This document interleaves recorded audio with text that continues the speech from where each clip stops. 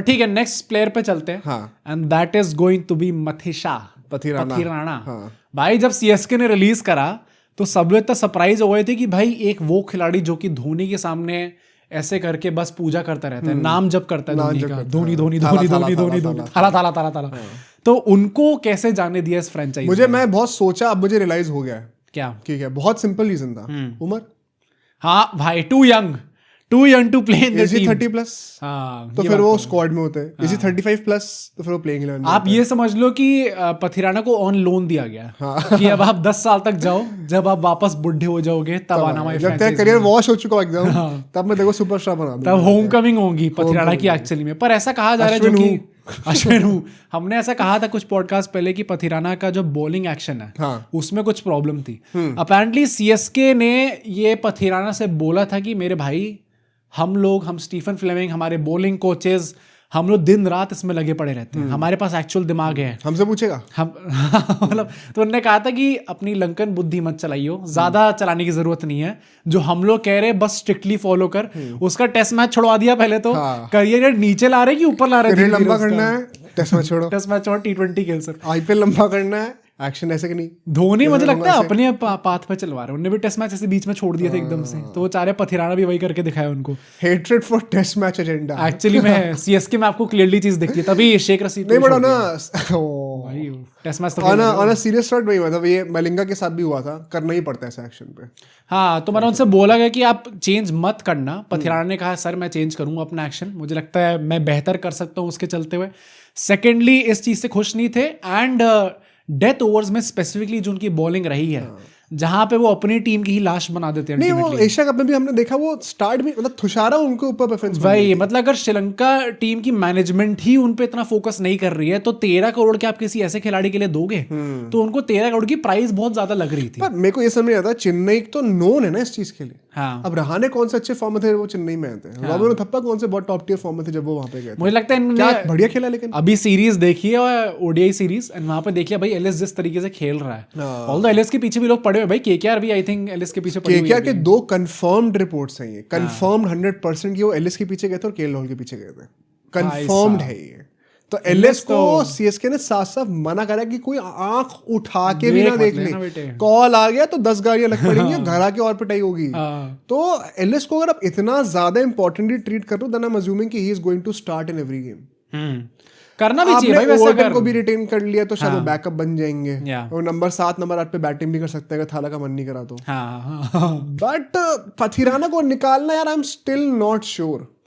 हाँ, मतलब कुछ ऐसे प्लेयर्स होते हैं, कुछ ऐसे लोग होते हैं जिनको आपको इंपॉर्टेंस दिखानी होती है। जैसे अगर आप हमें इंपॉर्टेंस दिखाओगे by subscribing to our channel, तो हमारे लिए काफी अच्छा रहेगा। तो वैसे पथिराना के लिए भी अच्छा रहता, बट मतलब अगर सीएसके के पॉइंट ऑफ व्यू से इफ आई से दिस, मुझे लगता है भाई 13 crore was too much.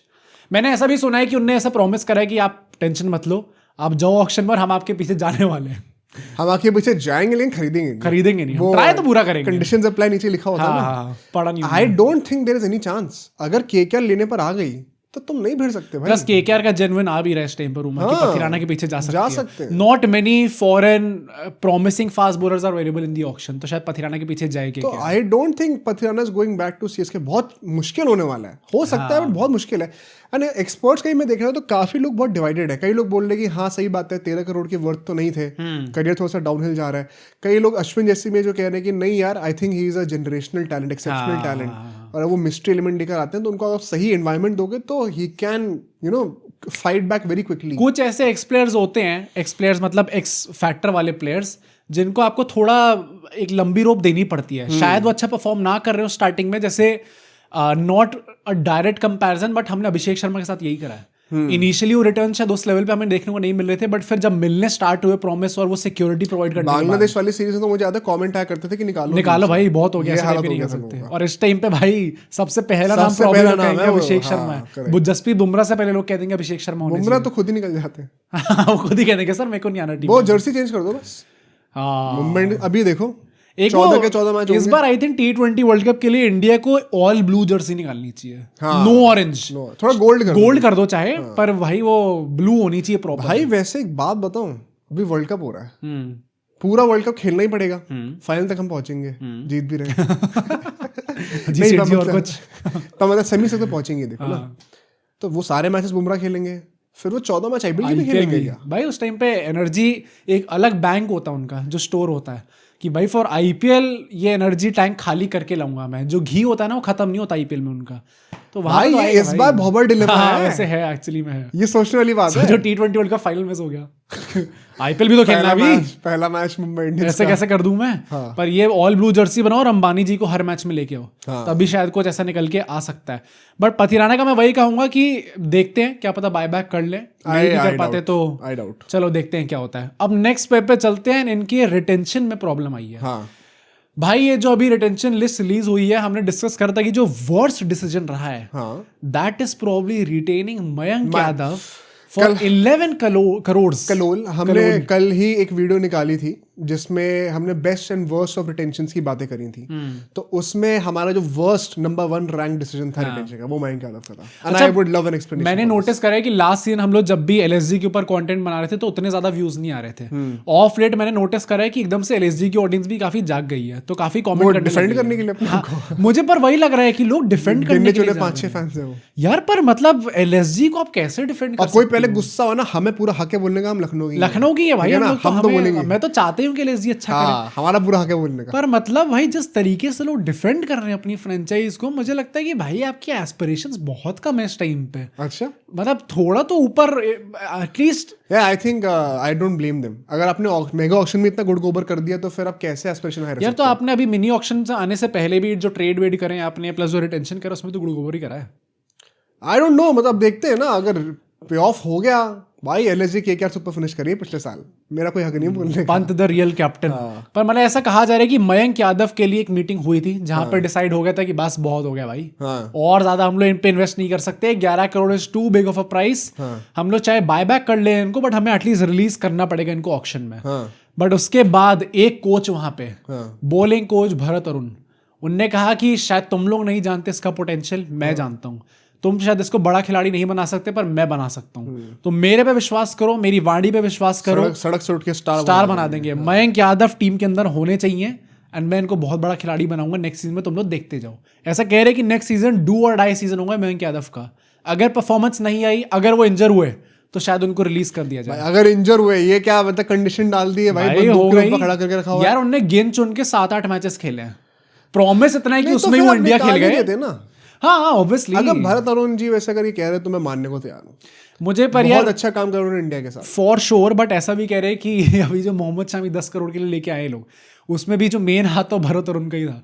And Bharat Arun, जिनको नहीं पता, वो लास्ट सीजन केकेआर के साथ थे। Is this an inside job भाई? क्या केकेआर ने बोला है? डाइवर्ट करो ताकि कंपटीशन कम हो। ऑन अ मिशन गए हैं वो एलएसजी के अंदर। नहीं यार देखो, अगर भरत अरुण जी को लगता है ऐसा, क्योंकि एक शॉर्ट टर्म फिक्स ही होने वाला है, 2 साल में दोबारा रिन्यू हो जाएगा सब। हाँ। तो अगर उनको लगता है तो मैं एक बार को फिर भी मानने को तैयार हूँ। बट मतलब अगर संजीव गोयनका जी का हाथ है तो फिर I don't know what is happening. अगर उनने बोला है, क्योंकि भाई अभी अगर आपने केएल राहुल का वो देखा हो जतिन सप्रू जी के साथ, शाउट आउट टू देम, क्या मतलब भाई कैसे शॉट्स ले रहे हैं भाई। उसमें तो उन्होंने प्रॉपर्ली मतलब ऐसा बोला है कि आईपीएल के अंदर एज अ कैप्टन जितना मैंने एग्जॉशन फील करा है वो मैंने और कभी मुझे नहीं पता किस फैन से ऐसी बात हो रही बाय द वे। पर पता मतलब एक्चुअली में देखो तो ever since he left LSG and plus next season बहुत एंटरटेनिंग होने वाला है भाई।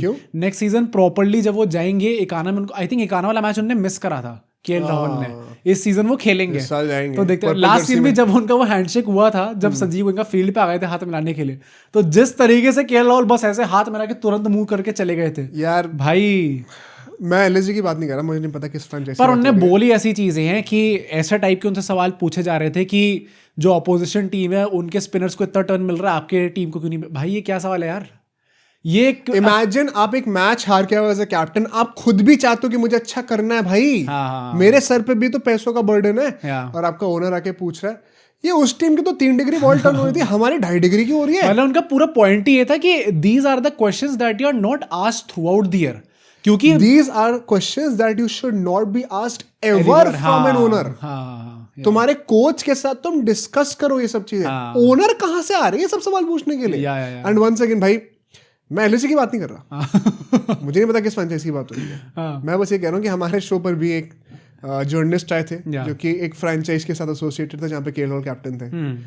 पता नहीं कौन सी फ्रैंचाइज है but वी डोंट नो। तो भाई ये 1 साल पहले की बात है ऑलमोस्ट, लास्ट विंटर्स की बात है।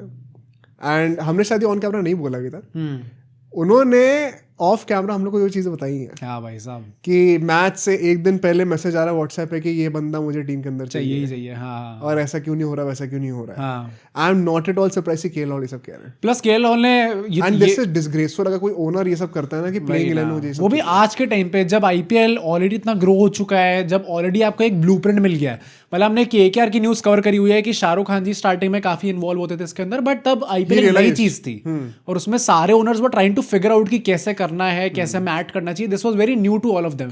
संजीव गोयनका के सामने पूरा ब्लूप्रिंट है, बाकी सारे ओनर्स के सामने पूरा ब्लूप्रिंट है। संजीव गोयनका पहले भी तो रह चुके हैं ना ओनर, मेरे ख्याल से आरपीजीएस जो था। हाँ, उनके ओनर रह चुके हैं। हाँ, पर वहां पे भी उनके झगड़े ही हुए थे भाई।